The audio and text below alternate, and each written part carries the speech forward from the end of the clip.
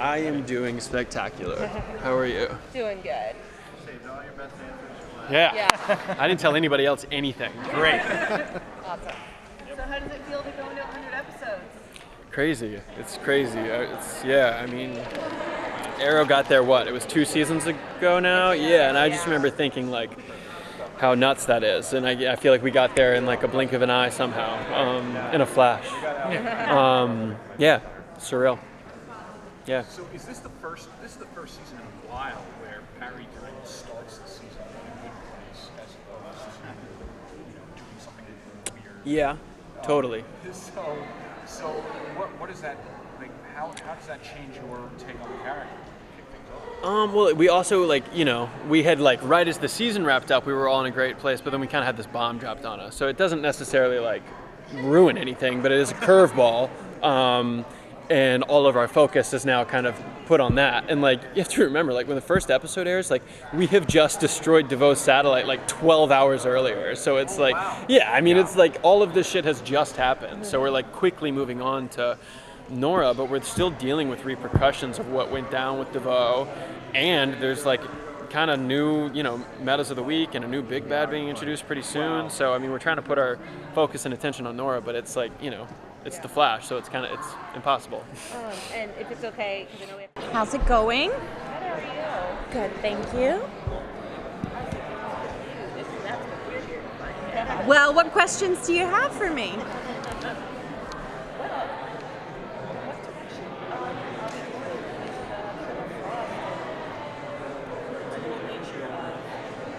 Well, she's gone right now, so I think the first thing is going to be for Caitlin to try and find her and understand more about how she came to be, and if she can get her back.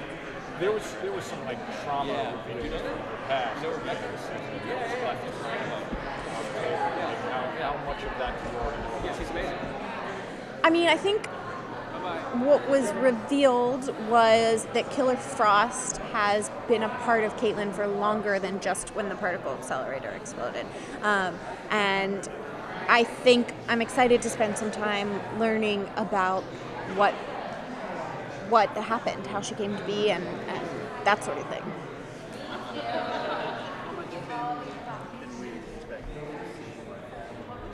Well, we did see Caitlin / Killer Frost as a child, so the first question you go to when you have questions about childhood, I think, is your parent. Maybe it's your sibling, but Caitlin doesn't have siblings, so I think it would probably be safe to assume she's going to go talk to her mom.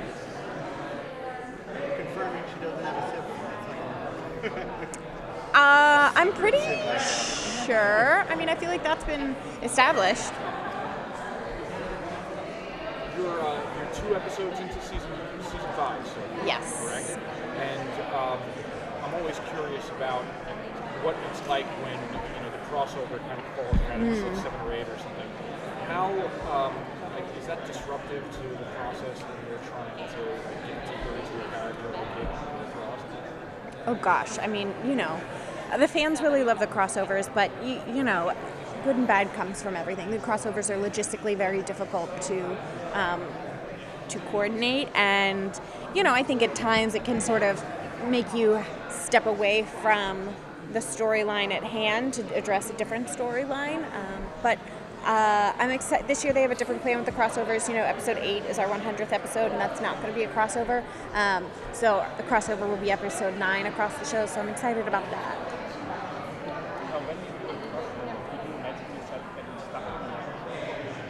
Could I imagine it? Sure.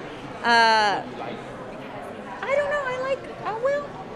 I would like to. It's year 5. I would like to switch it up a little bit, I think. Is there any chance of seeing Caitlin finding some romance again? I know her love life hasn't had the best track record, maybe this season? Maybe. I have to say I really enjoyed that last year, season 4, she didn't have a love interest and she was really focused on herself and trying to understand the Killer Frost of it all. So I imagine she'll stick down that path for a little while, but I've been told that before and it's changed, so you never know. How does it feel to reach 100 episodes? I know you're not quite there yet. It's pretty crazy. I still can't believe it. We're so lucky. The odds of that happening are so slim. So I feel like I'm just grateful to be here. Have they made the Killer Frost transformation, the makeup and the contacts and everything? Does that become easier over time? Is that? Yeah, I mean, to a certain extent, they built a new wig for season 4, which we saw a lot last year. Unfortunately, the contacts are a bit difficult, but that's okay. It's part of the fun of being a superhero. Grant wears a crazy suit. I wear contacts and a wig. And a crazy suit. How difficult is it when, Caitlin, crazy intelligently smart, has to do all this dialogue? I had one the other day. Huh? I had one the other day. What? Because I know you're a very smart person. You went to college so young and everything. Is that something you're like, I got this? Or just... No, I think it's just practice. You know what I mean? It's practice. It's also, I feel like they make stuff up sometimes. Because I Google it all the time. I'm like, this is not a real thing. So, it's a challenge. You just practice it. Yeah. Was it fun to take Caitlin out with that? Yeah, it was great. I loved at the end of I love Katie Sackhoff. I think she's incredible, and she was such an asset to the show. It was really fun to get to, get out and fight the bad guys a bit more, be a part of the action. Exactly. Yeah. I think that is the beauty of our show in a lot of ways. It's a show that you don't have to have physical superpowers to be a hero. I always feel that I've said before that the Flash, everybody's superpower is selflessness. Yeah. Kind of like Yeah, absolutely. But what if so you don't know you can't say, for example, how somebody like Jessica's character has changed the dynamic of the team. I can talk about working with her, which has been a dream. It's so nice to have her. She's such a pro. She has incredible energy, so I'm excited to have her on the show on a totally selfish, personal level. Same with Danny Nicolay and Hartley as well. They bring a real levity to the show.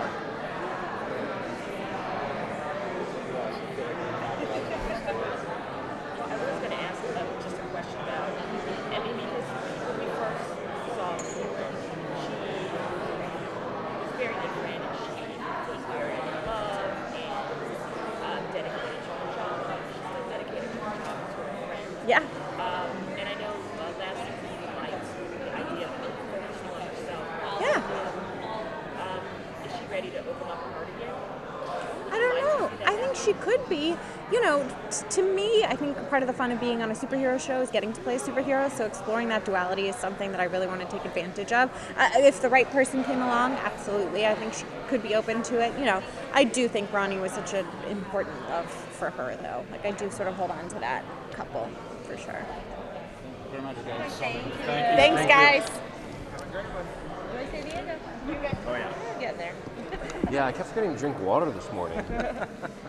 So that's not going to be good. Appreciated your bathtub pick this morning, by the way. Did you like that one? Really That was did my enjoy that. that was my kickoff for the takeover. I liked it.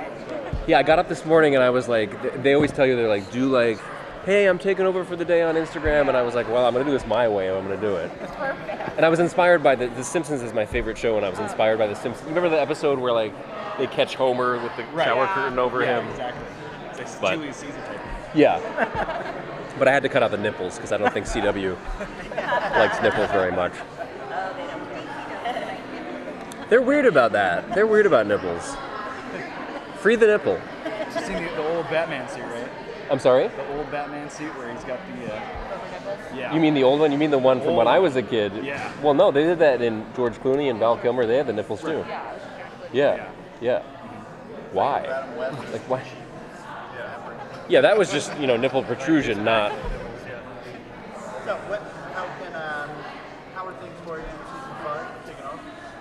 It's been a great start. We're only a few days into episode 2 now, so things are really starting to just kind of ramp up. But it's like we never left. I mean, the hiatus goes so quick, so it was like we never really left in a great way. It was like back to school, And I'm excited for what we're going to do with Ralph this year. And I'm excited. Who was that guy? You guys know him? Hey, do you play Spider-Man? You Spider-Man? Anyway, he's terrible to work with. So, next question. Last season, you know, we thought Ralph was gone, and luckily he's now back and everything. You're good to go. You're not leaving us again, are you? You're for season 5. I don't plan on going anywhere. Yeah. I'm here. I'm a regular now. I'm feeling regular, and I am regular. Awesome. So everything's good. I may have yelled at my television when you came back. I was very excited. Yeah, we tried to keep that as much of a secret as we could, and I think we did a halfway decent job of keeping it. I mean, how can you keep things secret now? You know? Did you guys see that person with Force Awakens? He drove around and he had decals on his car that said Han Solo dies in Force Awakens. Luckily, I saw it after I saw the film, but I was like, such an asshole, but also kind of amazing. You know, like. So Ralph had such an interesting arc last season. Yeah, it was fun. And now he's kind of like a full-time superhero. But you know, you started off kind of this like bottom rung character. And Yeah. This season on Origins. How was that kind of developed between S.T.A.R, the shoulders and everything? Because Elongated Man is almost like a blank slate of a character. Well, because he's never really been in live action, and also like we had to find the way to bring him in because he's not that well known, and because he's just very different than anything you have on the show or in the Arrowverse. So when we brought him in, we talked about the idea that he's a walking, you know, Tex Avery cartoon. Like that's really what he is, and that's where we wanted to start him, and start him very like. I've always thought a lot about Saul Goodman with this character from Better Call Saul. There's a lot of that in him in certain ways. This guy who can be so much more than he is and is really good at it he is, but just completely gave up on himself. We wanted to start him over there so that we can bring him through that whole process that we did last year, and now he's a very different person than he was, so now we can move forward with even more development. There's a lot that you can really develop with the character, which was to a credit to Todd and the writers and everything like that, because I was like, no, let's do Sue, let's do the detective. They're like, no, wait, stop, you know? Everybody started asking about Sue right away, and I was like, yeah, we'll get there. So you think we'll get there this season? I think we're gonna get there. Yeah. Well, on that note, we can just end it. Okay, yeah. I'm gonna get there. Yeah. You spent too much time talking about your Yeah, that's right. Sorry. Yeah. Thank you. Okay, Annie up. Joker's Wild.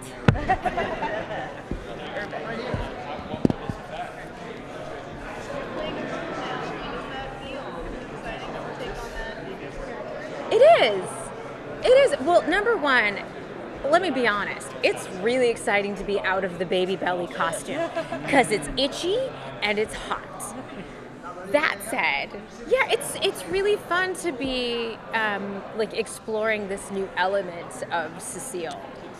Yeah, I had a lot of new stuff happen to her last season. You know, last season was like she gets in on the secret, she gets pregnant, she gets superpowers. So I had so much to play with, and going forward this season, like that's not changing.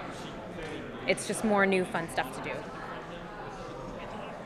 I'm going to ask just the romance question. Are we going to see Cecile and Joe get married? I should hope so.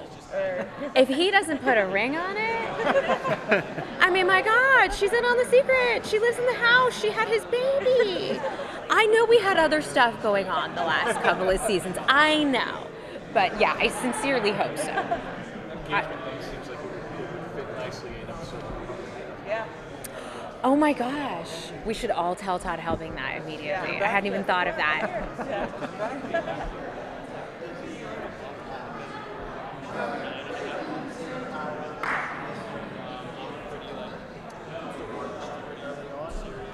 Oh, it definitely gets broached early on.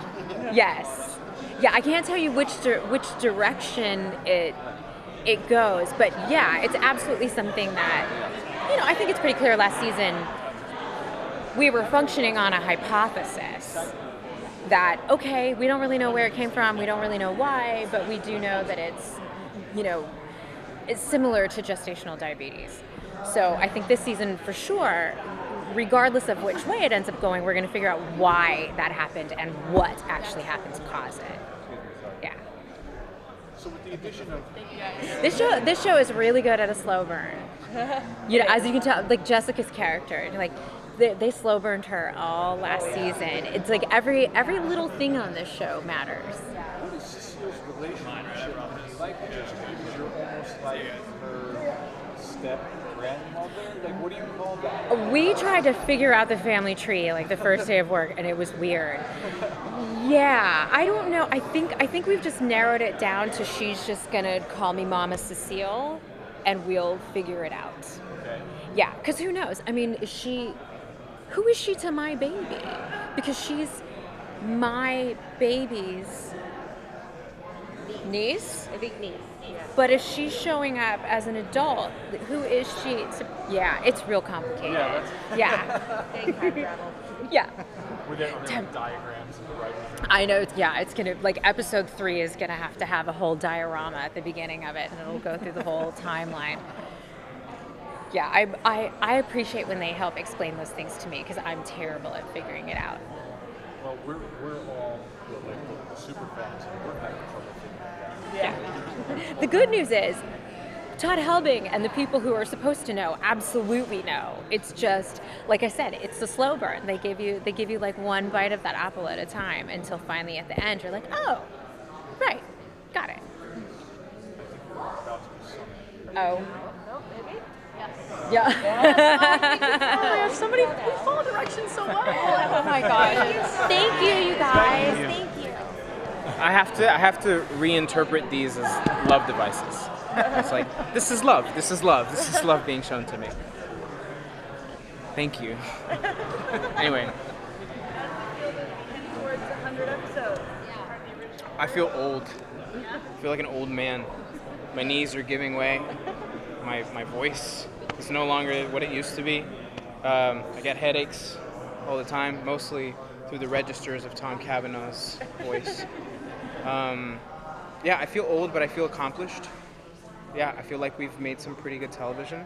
You know, we haven't always hit the mark, but I think we've always done our best in terms of telling good stories that feel true and that clearly resonate with people. My favorite part of doing conventions is hearing one-on-one from people that are moved by the show or how the show has been there for difficult times for them, and that makes it worth it. You know, that sort of reminds us, because we live in this vacuum in Vancouver where we're just eternally trapped in a studio in a circular cortex, just like spouting science lines and looking at monitors and looking at fake villains and all this stuff, green screen stuff.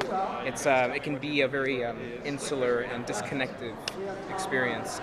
So when we get to experience that, it sort of helps to put things in perspective. I did not expect that answer to come out of my mouth, but I just. Thanks. I feel like we've seen Cisco's character find out new things with his vibe ability. Yeah. Like he can do different things with it. Is there something in the next season we're gonna find like he's gonna learn? Okay, now I can do this with this. He's gonna learn some humility. Yeah. Yeah, because his powers are going to be challenged in a way that they've never been challenged before, in a very sort of perilous situation. And I think it's going to force Cisco to weigh some pretty serious questions about his role, period. Tom is bringing a new character to the show this season, and of course, your rapport with Tom is kind of key to the whole show's dynamic. So what can you tell us about how that's going to work this time around? Well, I love working with Tom. I do. Don't tell him that. No, never. Because it'll go to his head. But I do love working with Tom, and I love, figuring out how to entertain with him, because the script is usually our blueprint, and we take it. We're both pretty, I think, well informed with how comedy works, how timing works. So we use our, collective knowledge to make what's on the page like live and breathe and be as funny and human as it can be. And I love doing that with him, and I wouldn't trade it for anything in the world, except that I'm a big fan of change. And so I feel like I would love to see him explore, some of what he does best with a different character, someone that, maybe like, has more of a comedic handle. Like, you know, Hartley's pretty good at that stuff. I don't know. I'd love to see him, play around with Hartley, but I don't know. As far as like Cisco's relationship to whatever this new, whomever this new Wells is, I have no clue.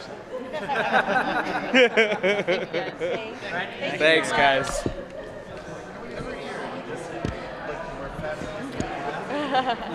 Thank you. I'll take that. Why didn't I start here? Does it feel heading towards 100 episodes? Crazy. I feel like an old lady now. It's crazy that 5 years have gone by, that we've hit 100 episodes, that fans are still watching, that we're still in the air. Yeah, it feels like just yesterday we were shooting the pilot, and we were kind of this show. I wasn't sure if it would even get picked up, and now my life is completely different. We're 100 episodes in, and I'm definitely a different person, which is interesting and cool and weird and all those things.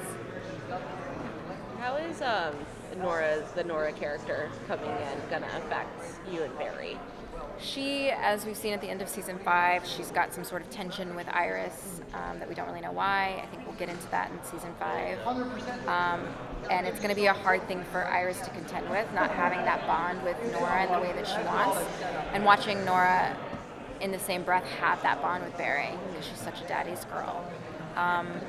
You know, Iris didn't have a great relationship with her mother, and I think that her relationship with Nora kind of speaks to this fear that she's going to have over the next season, that in the future maybe she's not a good mom and maybe she's just destined to fall in the same footsteps as her mother.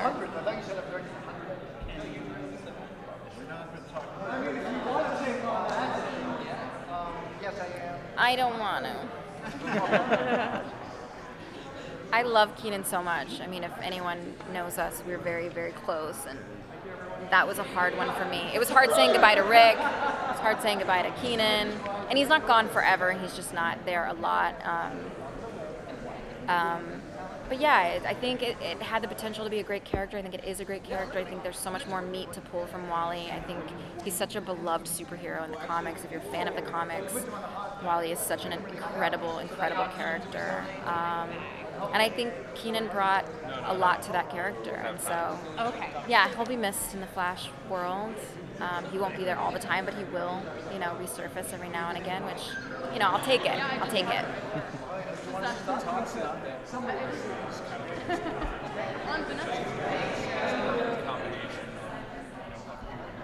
Yes. I think I did. No, I think she's just creepily, like, if Barry and Iris had a daughter, that's what, it's so creepy. It's really creepy. Like, the first week we were working, I was just, like, uncomfortable looking at her, because I would look at Grant, and then I'd look at her, and I obviously know what I look like, and I'm just like, how is that even possible? The casting is so spot on. Even some of our crew members, they're like, you and Jessica have a very similar voice, like, so they mix us up, like, even just hearing us without seeing us. So I think all of that just is kind of a natural luck of the draw, that it just works. Yeah.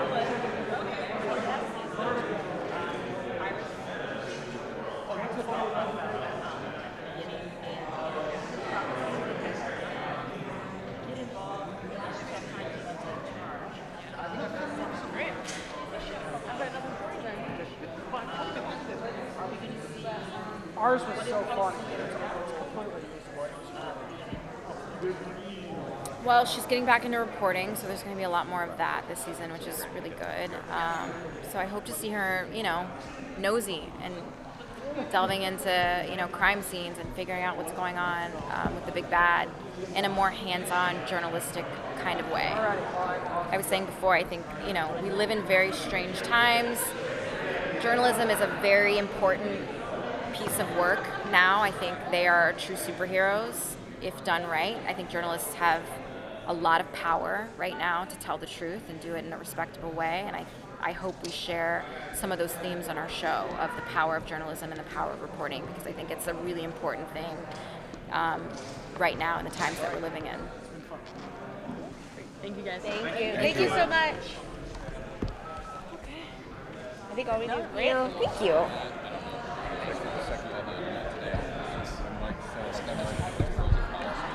How are you? I'm good. How are you? Good. Oh, yeah. No kidding, right?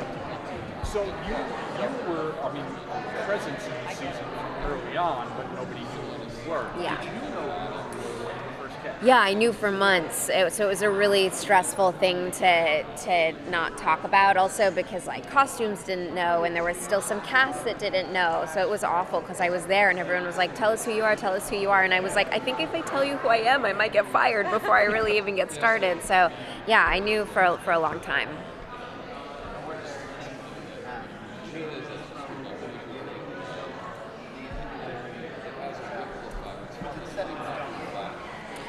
Yeah. The writers had a really clear, and the producers had a really clear idea of who they want her to be, where they want her from, what's going on, and yeah, I'm just kind of trying to make her as charming as possible and as likable as possible, as opposed to annoying. Is your character showing up kind of for the next season, kind of going to cause a rift now between Barry and Iris, or is it actually going to make them stronger? I think, I definitely, there isn't a rift between them. There's definitely something going on between me and my mom, you can see in the last episode, and that, we'll figure that out and that gets explained. But I think in terms of their dynamic, like, they're solid, they're good. I think it's hard for Iris because Nora's just like, Dad, Mom. And so, that's always hard. But I think, Barry supports her in that and encourages her. She's not like jealous of it or anything. I think she's just envious and wants to know what's going on.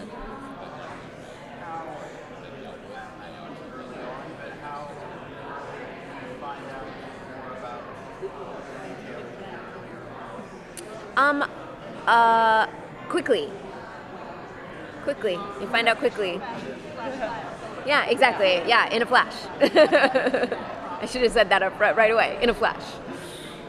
So how much did they tell you? So you knew who you were. Yeah. But how much did they tell you about your character's future and what the plans were for her beyond that ultimate? To be really honest with you, they told me quite a bit, and then it was so long before I ended up working and doing it that I kind of forgot a lot, and it wasn't until I went to the writer's room the other day and got like refreshed and got more details of what was going on. So now I know most of the season and what's going on, but again, they told it to me in a flash. They told it to me as fast as they could possibly tell me, so I was just sort of like trying to take all of it in. There's so much in every season, so. Of what, sorry? Yeah, we are in the process of shooting episode 2, so we've just begun. Yeah.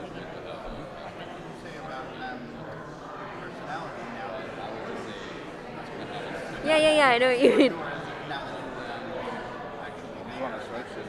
I think she's a lot like her father, certainly was at the beginning of the show. Like, there's a dorkiness and a clumsiness and an ability to, like, make mistakes and mess up, and her parents kind of have to be like, oh my God, I think she's so keen to she just loves her dad and wants to be like him, and in that I think there's room for all sorts of mess up adventures and them having to try to pick up the pieces.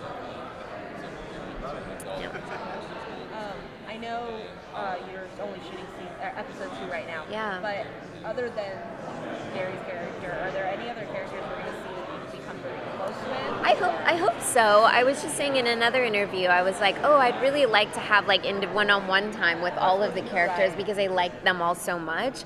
And then everyone from the cast rolled their eyes. They were like, that never happens. And I was, that's not going to happen. So I don't know, maybe I might get lucky. But yeah, and they're all such fun actors to work with. So. Oh, okay. They're also fun to work with, so I hope so. Yeah. Thanks, guys. Nice talking to you. I've been here. You just haven't been here. We didn't talk. This will be a vast disappointment for you, my friend. Vast disappointment. So you said you were creating a new character. That's nice. That's strong, man.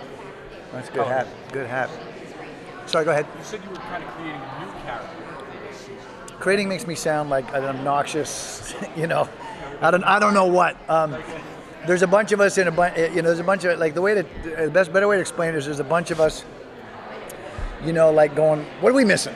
What are the gaps? And it's not like, it's not there's not a big halo effect. It's more like trench work where you're like, digging and seeing what could we do on our show. And I know you guys really know the show, so I'm not going to be falsely modest and tell you what we do, because you know what we do. But the impetus for some of the characters I've done, like for Harry Wells, for example, I felt like playing the Reverse Flash, we had a season arc of badness, but what we didn't have is a daily antagonist, and that was the impetus for Harry. He's like, this guy's a jackass, really, and he's not generous or kind, and he's mean and mean-spirited. His social graces are terrible.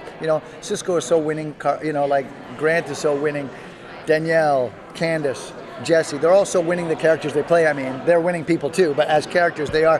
So it was nice to have somebody who's a bit of a jerk, and I felt that gives them something to play, and I love doing it. Then I thought, well, what we need? Cheers, here's to you. What we need is humor. I thought we could do a little more humor, and that was an impetus for HR, who was just like the polar opposite of Harry. Like Harry thought this guy's an idiot, and HR thought Harry was amazing. HR thought everyone's amazing, and it's fun to play a guy like that. On the other hand, we're not a comedy. We're kind of a little bit of both, but after the third shift, okay, we ran the course there, let's try something else. And so this year, we've got a lot of things that we have to solve, and I thought it'd be nice to have a dynamic where we have someone that we don't necessarily know that we can trust, but is undeniably brilliant, which offers up its own things that you have to contend with when you deal with somebody like that, because they're much like the Thinker last year, they're a few steps ahead. And so we'll see that very early on with this character. I'm actually, we've got some backstory set up, which I don't want to spoil for you, which I think that character is going to be fodder for comedy, but also for like good storytelling, hopefully. So I'm looking forward to doing it. That's the only one of the characters I'm going to tell you about this year. Yeah, I'm doing our 100th. So I'm excited about that. What could go wrong? And I think our season finale, I'm not sure, I got to talk to these guys about that, but very much looking forward to what's interesting about, and I know you guys know more about this than I do, but the comic book, the superhero genre, it's really having its moment. Where I read an article recently where they're saying it's killing the leading lady and the leading man. I don't know what your opinions are. I think it's an interesting thing to talk about, where it's like, it used to be like Clooney, that was a guy that drove the thing, and now it's like, well, DC and Marvel have slate, this is coming out in 2021. It's like they're these franchises, and they're sticking all the leading women and men into them, and it's interesting, when you do that show, though, you do have a sense of gratitude, regardless of the effect it's having in pop culture. You do have a sense of gratitude to be included, and so myself as the Reverse Flash is like, to get a chance at my age to be putting on a yellow super suit, to be like the antithesis of the Flash, to be like the Lex Luthor, to be that guy. I mean, it's hard to imagine a series finale, when we get right down to it, that won't involve the red suit and the yellow suit going at it, And so for me, I proceed from gratitude. I think it's really enjoyable. It's a privilege. When you are acting episode, how do you resolve conflict between you, the actor, and media? I give myself one take. I am the guy that I have the least patience with. And I know too, because I've done most of the stuff I've directed, I've acted in, and I'm like, if I'm like just acting, I'll be like, give me one more. I can do that. But this way, it's like, nope. And as a director, why it's good is especially if you're a lead, because I don't have to convince myself that I want the camera to start tracking, then I want to move with it, then I want to find myself stop and then counter as the camera rolls around, and then turn and look just as the camera fills its 360, right? I don't have to sit and talk to the actor about what the pay. I know exactly what it is, and so when you're acting, it's like, good, I can serve the shot, and I can get it in one, and then we can save some time, and we can move on and not be indulgent, I have no patience for myself. Yeah. That's why I'm doing 100. I think they're just kind of like, all right, yeah. It's okay, my question, I don't need it. It's all good. Okay, cool. Cheers, you guys. Thanks very much. See you later. Yeah. Okay, good. Good. I didn't let you down. Good. Whoa, incoming water. Villains' names, their height, their weight. All right. Well, no. Well, we're gonna show the villain actually at the panel. We're gonna announce who it is, and you'll see a little bit. So I don't know. I don't want to spoil anything. All I'll say is it's a non-speedster, and this meta's powers affect the team very much in the way that we needed to come up with a way that DeVoe interacted with Barry and the team that was different. We do the same thing here with this villain. So, yeah. So you guys kind of went for a really different flavor in season 4. Right. Like you really kind of ramped up the comedy. Like that was a big departure from the darkness of season 3. How will season 5 feel? I think, it's funny because if you look back at last season, we set out to be more like season 1, and it was funnier, and then it got dark again, right? And so I think the world where we want to live in is the fun needs to happen with our team, and the darkness can come from the big bad. And I think that's just the best formula for our show. I mean, if you look back at season 1, Thawne is as dark as you get, like what he did to Barry's mother, like everything. I think there was a lot of, it's fresh, it's new. And so it's just, tonally, we'll try to be in that area. But I don't know, it's the Flash. Like at the end of the season, some big stuff happens always, and it tends to go darker. We just never want to get back to season 3 because that was brutal. Yeah. Talk about where Killer Frost. Yeah, so it's funny. We shot at the end. Originally in the finale last year, there were a couple more scenes where she explained more about where she was heading, but we pulled it so we could properly make bigger stories out of it this season. So yeah, I mean, she's certainly finding or getting Killer Frost to emerge and how that works and where her powers originated from, and then along with the theme of the season of legacy and family, she's going to explore that with her mother and what this mystery is with her father and all of that. How will Nora coming into the picture kind of disrupt things, I guess, would be the right way to phrase it? Yeah, I mean, I think it's twofold. A, the timeline, she clearly did something very wrong. Yeah. And now that Barry's he's kind of on the other side. He didn't do it this time, thankfully. He gets to sort of be the person that spearheads like how they can fix this problem. But it's a weird scenario that we have when your kid, who is your age essentially, a little bit younger, but is dropped in your lap, and like how are we parents now? I mean, it's hard enough to be parents to a newborn where. Who is this thing? Well, we'll slowly get to know who this person is, but this is straight up like, hi, I'm a mixture of you guys. And I mean, Jessica, it's funny because if you take Grant and you take Candace, like the casting was, and she can play all the quirkiness of Barry from season 1 in this very familiar way. It's amazing.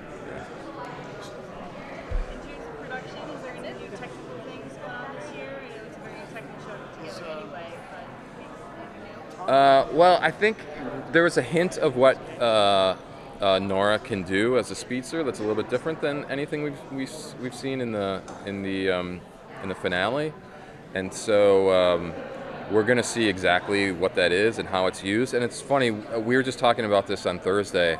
The first time we show like how it actually works, it was a hard concept for any of us to actually. It's funny when you write something like, hey, yeah, and then when you sit down, like, well, how are we going to shoot this? So yeah, there'll be some cool speedster stuff that we haven't done before, but it's not speedster versus speedster. It's kind of like, oh my God, you can do this, I can't do that. How do you do this?